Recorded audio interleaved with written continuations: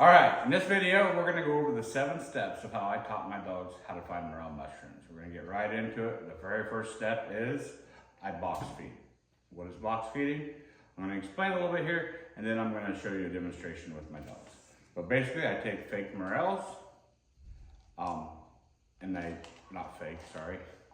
take dried morels, I put them in water and I rehydrate them for a couple hours. And after they're rehydrated, I add them to a tin that has holes in it. So we just basically, if this morel had already been hydrated in water, I'd put it in the tin, close the tin back up. These tins I get off Amazon. I'll have the links for everything down below. Just to make it easy on you, but I poke holes in this, both sides. And the reason I do both sides is because sometimes when the dog's in there, he flips it over. But I put it in here, and then when the dog sticks his nose in, I start adding feed. There's a system to this, and I will go over that in more detail later. But this is how I imprint the scent, basically adding value to that morel scent. Every time they smell it, they get paid. They smell it, they get paid. This is the first step. Now watch this short video of me working my dog on it, and then we'll get to the next step. All right, we're gonna demonstrate the box feeding. So I got a morel mushroom that I've rehydrated right here. I got it in my tin. My tin has holes in both sides, like I had explained. Now, one thing I didn't talk about is I have said that I use their kibble for the reward. When I start imprinting the scent, I switch for this training to the rolled food. It's by Red Barn. But basically how this works is I got some food in my hand. When I put this in, she's gonna put her nose on the tin and I'm gonna reward her. Okay. Oops.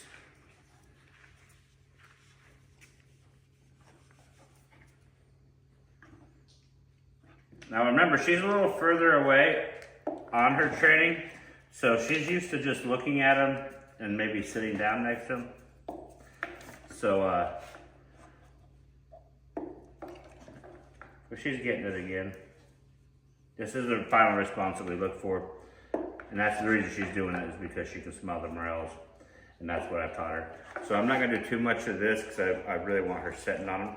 But the idea is for the dog to stick the nose on the tin and you toss food in. Nose on the tin and toss food. You will not get this right off the bat, or you usually won't. It's just a process.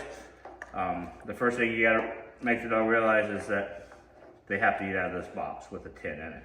And then you start working on everything else. Now when I'm done, yes, I mark that so I can get this tin out of here. When this tin's out, it means the kitchen's closed. So that's the box work there. This is the second step for the morel training. What we do is put a fake morel in a jar. I take the real dried morel. Once again, we rehydrate them. We just buy these online. We rehydrate them. We put the real morel in there for scent after it's rehydrated. And then I let my dog sniff it. When they put their nose to it, I mark and reward. It's really a very simple step, but I feel it's a very important step. We're still paying for that smell, adding value to it. Plus we're getting the visual. We're starting to get a visual. So go ahead and watch the video of me actually doing this step with my dog, and then we'll move on to the next step. All right, we got the fake morel in there, and I got a rehydrated real morel in there for the scent. The idea is to put it down in front of her, put her nose in it. Yes, mark and reward. Yes.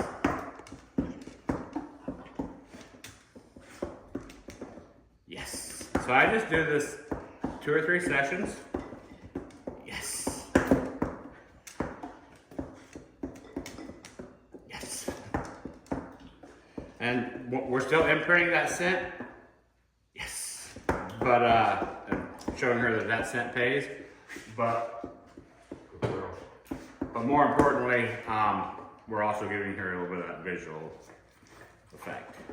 The scent wheel I use to help proof off other scents that might be in the training room, and just so it show the dog that the only scent that pays is the morel mushroom. Now, number 3 has the morel. You see I have rubber gloves on. I had both of them on when I put the rest in, but I'm gonna go ahead and set number 3 in, which is the Morels. Now, what I am gonna do is I'm gonna take number 1 and I'm gonna pull it out. The reason I'm gonna pull it out is because it's antlers, and I'm gonna want my dogs to find antlers later, so I don't want them smelling on it and not getting paid for it. So I'm gonna put this one up and just leave that blank. But number 2 has hot dogs in it. Of course, 3 is the mushrooms. 4 is anise oil, it's just an oil. 5 is birch. 6 has dog food. Number 7 is blank, and 8 has the rubber gloves. Something else I'm gonna do is because we always worry about contamination and the dog understanding that hitting on my scent isn't it. So number 7, I'm gonna take and I'm gonna put my scent on there. There's nothing else in there, so now it's just my scent. So she's gonna find out my scent's not valuable. The only scent on this thing is the Morels, not even the hot dogs or the her own dog food is valuable anymore. So I'm gonna release her off the mill, and she's gonna start searching, and I'm marking her reward when she hits the one I want. Mushrooms.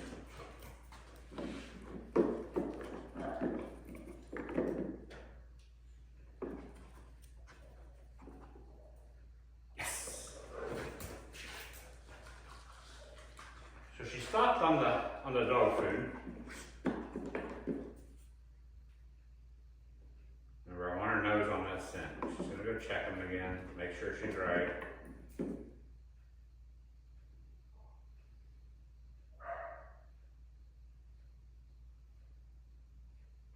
Yes. So now, this scent wheel, I can spin it and have her search again.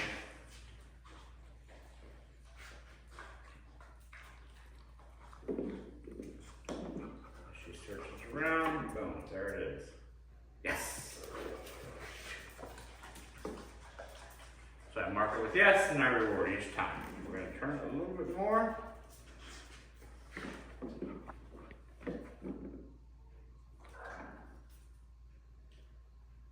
Yes. So one more time. Let's spin it right there. And let her search. And I'm going to stand over here so she kind of comes towards me a little bit.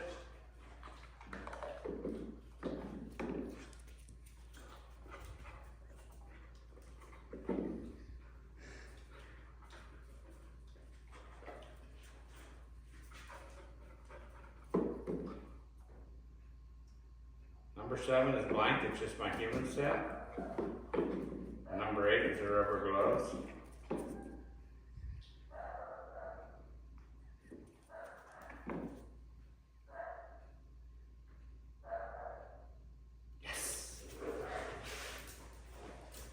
So, I usually do a couple sessions on the scent wheel just to make sure she understands that it's just the morel mushrooms and no other scent that we're paying for. And then from there, we move on.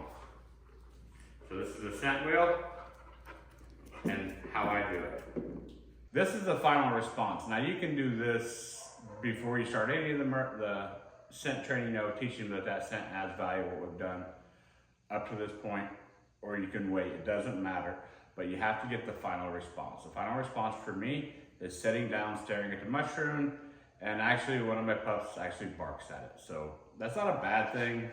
It is and isn't. But how I get that response is what they call make my aquarium smaller, so I got in a really small area. You'll see in the video, I got like a little fence around so the dogs can't go anywhere, but right there with me.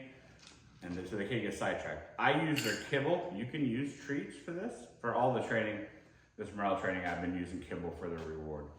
But I flip it over so the dog knows the food's underneath there, and it's just me and him in a really small area. And when he does what I want, let's say he sat down on it, just searching for behaviors, he sits, or maybe he lays down, whatever you're looking for, I just patiently wait. Eventually they will do it, and when they do it, I would give them the food. Then I repeat that over and over until the moment I put this tin down, let's say I want them to sit. The moment I put this tin down like this on the ground, they put their butt on the ground. And then I'm gonna start marking and rewarding out here. So now the tin has nothing underneath of it. The food's actually in a treat pouch. We have our tin. We put up a little fence here to make our aquarium smaller. I have food here. As you can see, she's ready, so I put the food in. Put it down. See her setting? That's our final response. So as you see, we've already got it there. But how I taught it, oops, dumped a bunch out of that one, is just like this. And it took a little while before we got that response, but I would just be really patient, and eventually they'll give you the response you want and you reward.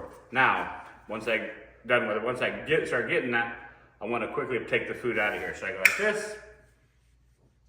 Yes. And they get rewarded here. And we just repeat that. We might move it around a little bit. Yes. So that's how I get my final response. This is the first step. I use a 10. Big takeaways with this is keep your area really small so they can't go foraging around, because when you put this on the ground and they can't figure out what to do, they're searching for behaviors, yes, they will get bored and go do something else. So keep it small, be patient, get the response you want, and then just reward it and continue. Cool. So that's getting the final response with the 10. You just watched the final response on the 10s, teaching them to lay down or sit on the 10s, whichever you prefer. Now we're going to go to the Morel. I take these Morels, I add an end to them, and I insert them into a block just so they can set up in my training room. I do all the training inside first, and then I take it outside. So we take this Morel, this fake Morel. Once again, I take the dried Morels, I rehydrate them, and then with all this I'm using gloves, but I would rub the real Morel over here, put that scent on there, so now we have the fake Morel that smells like a real one. And because it's a fake one, if they try biting it, they're unsuccessful. They're not gonna chew it up like they would a real Morel if he was trying to use those for trainings. So anyways, so I got the response with a 10. Now we're gonna get it with the Morel. This usually goes pretty quick because it's kind of the same picture. I make my aquarium smaller, and then I put this down there, I get them to sit on it. Pretty much just like the 10, it goes really quick. But this is a very important part of the step. Get them where they're not reward only when their nose is away from it. No matter how if they're sitting, laying down, just staring at it, whatever it might be. Make sure their nose stays away from it a little bit. One of the issues that I've had in the past is dogs eating the Morels. Actually, my first dog will eat the tops out of them. And that's really hard to fix because you can't correct that problem. Otherwise, you might correct where they don't want to even go near the Morels. So I focus a lot on this step where they're not eating them. So they're sitting away, and I reward a bunch. And then from there, we'll go to the next step. Now we're gonna do the final response on a Morel. This is the last step before we actually take them out in the yard and start finding them out there. We've done all our scent work. They are loving the scent of Morels. Now we're gonna use the Morels to get them to lay down or sit on them.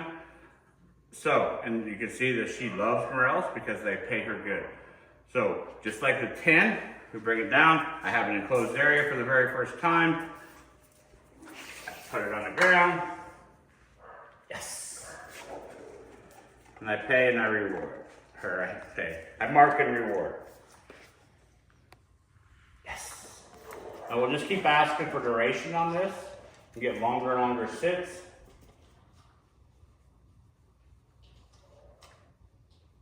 Yes. And then, like I said, from here, we go to the yard. But one thing I will say, so right there, she tried to bite it. Yes. And I said, if we was trying to use real Morels right now, she would have got a taste of that Morel, and we would have been struggling. So make sure you're not using real Morels too soon. Yes. But the next step is taking this, just like this Morel, take it out and show her she can sit on it. out in the yard. Yes.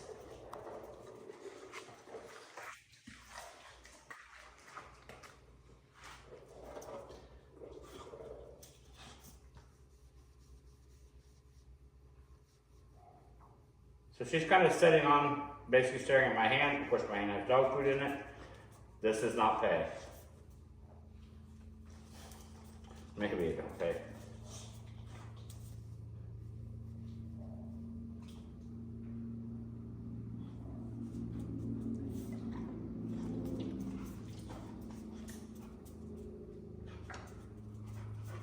So this is where patience, yes, patience comes into play. You gotta let the dog figure it out. Good girl, that was good.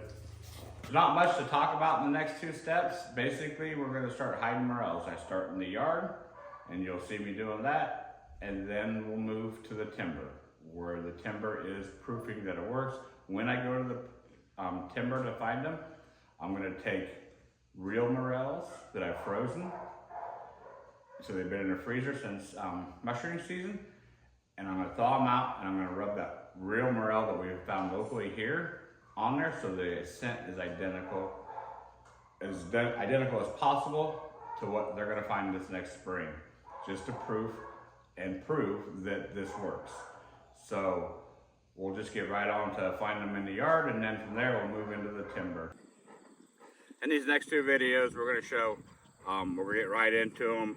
The first one, we hide morels in the yard. Just out in the grass, we make it easy. And from there, our next session will be in the timber. And when I get in the timber, that's more of my proofing stage, make sure all my training has worked. And so I have someone else hide them, so the dogs make sure he hasn't learned to track me. Plus we use real morel scent, so I freeze morels in the spring. Real ones will be fine. And we thaw them out and rub the scent over the fake ones. So we're gonna get right into it and let Winston find some mushrooms.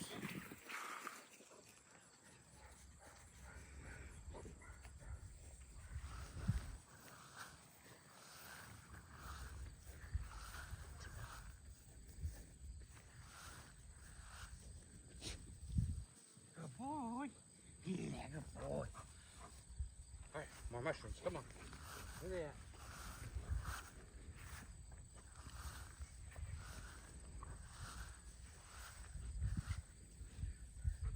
Mushroom, Winston. Mushroom. Let's go. Find more mushrooms.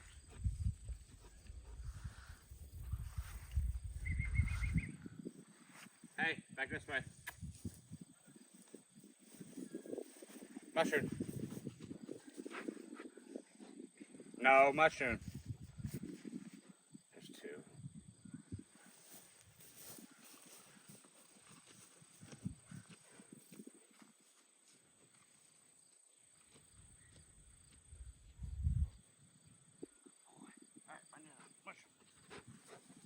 Nope, mushroom.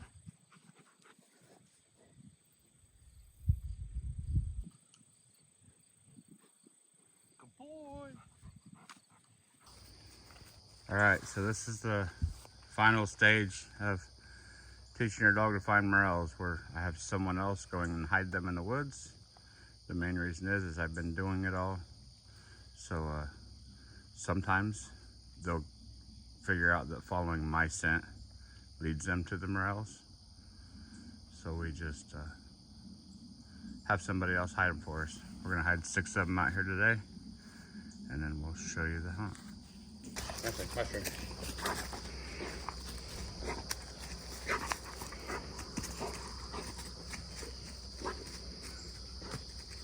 Mushroom.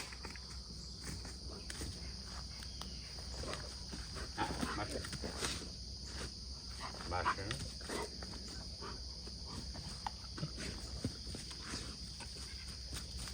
Something I didn't mention is I got my Lucky Morel bag on me. It's gonna hold hundreds of pounds this next spring. Mushrooms.